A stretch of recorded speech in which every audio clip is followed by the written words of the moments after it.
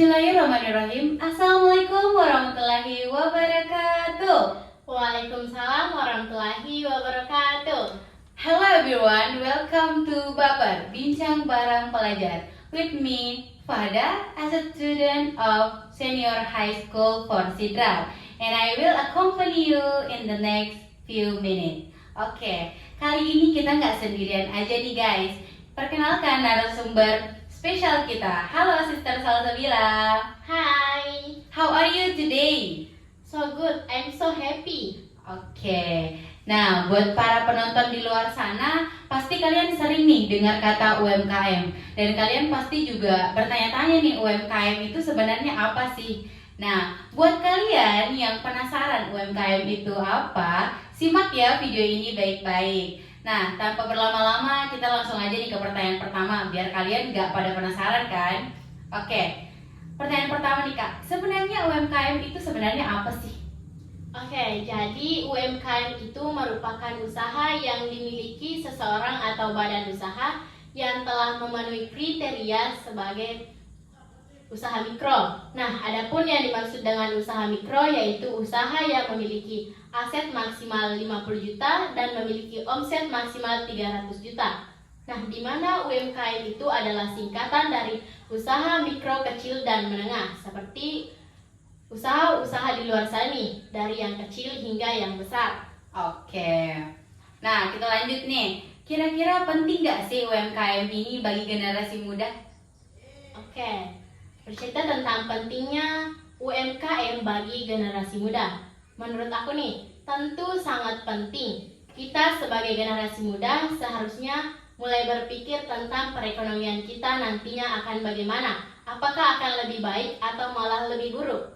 Nah, jika memang dari sekarang kalian udah mampu untuk membuat usaha, kenapa sih nggak mulai dari sekarang aja? Ya, oke. Jawabannya jadi bikin pengen juga ya buat bisnis juga.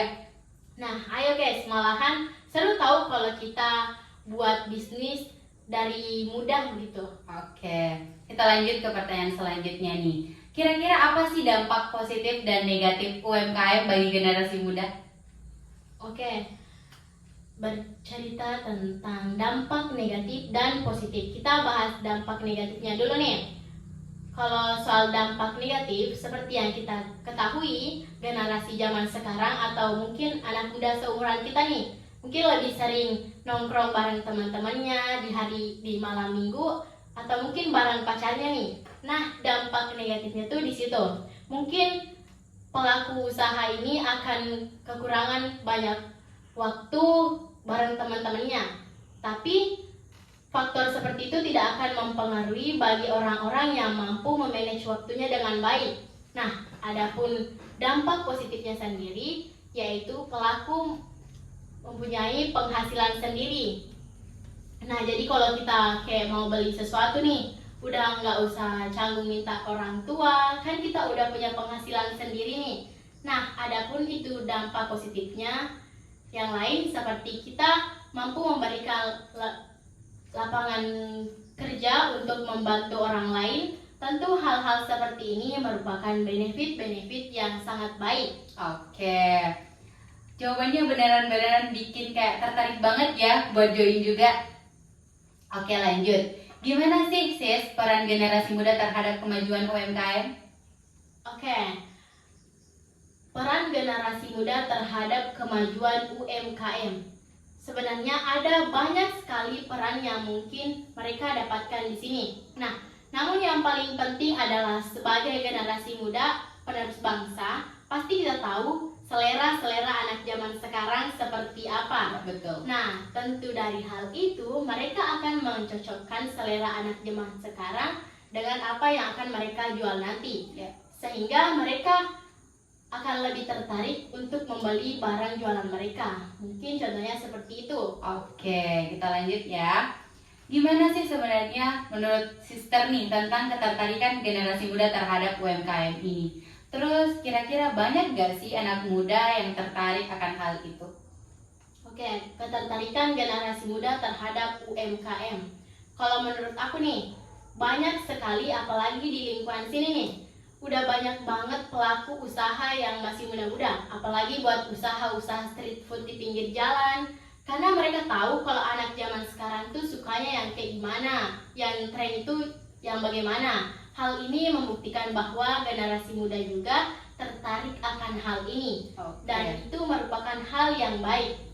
Nah, tapi ya, masih banyak tahu pelaku usaha di luar sana yang merupakan ibu-ibu berumur 30-an ke atas. Ya.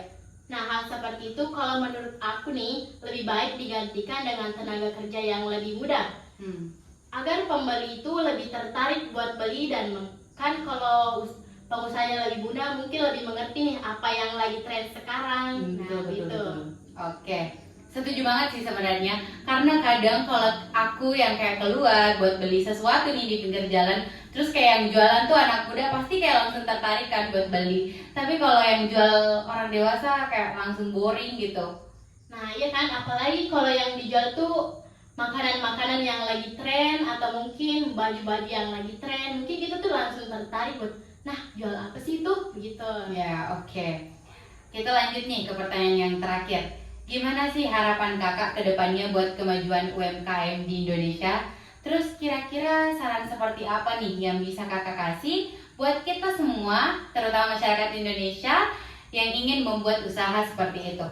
Oke, kalau buat harapan, aku sih sebenarnya berharap sekali generasi-generasi muda yang punya ketertarikan dalam hal ini dan ingin mencobanya. Gak apa-apa guys, coba dari sekarang aja. Karena UMKM ini punya banyak banget manfaat yang luar biasa untuk diri kita, masyarakat maupun negara kita sendiri. Nah, kalau tentang buat saran, aku harap buat para pelaku UMKM ini bisa beradaptasi dengan baik sih sama perkembangan teknologi yang pesat banget.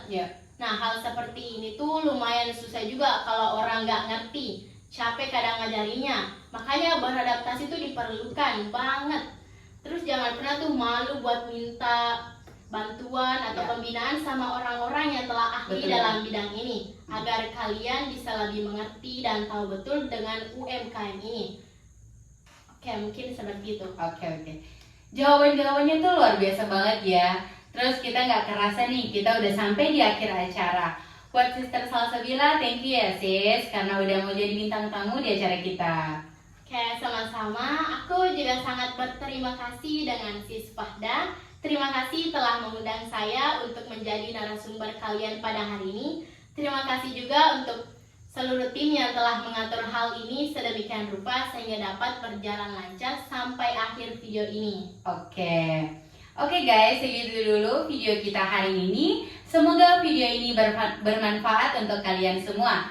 Thank you for watching and don't forget to subscribe, like, comment, and share.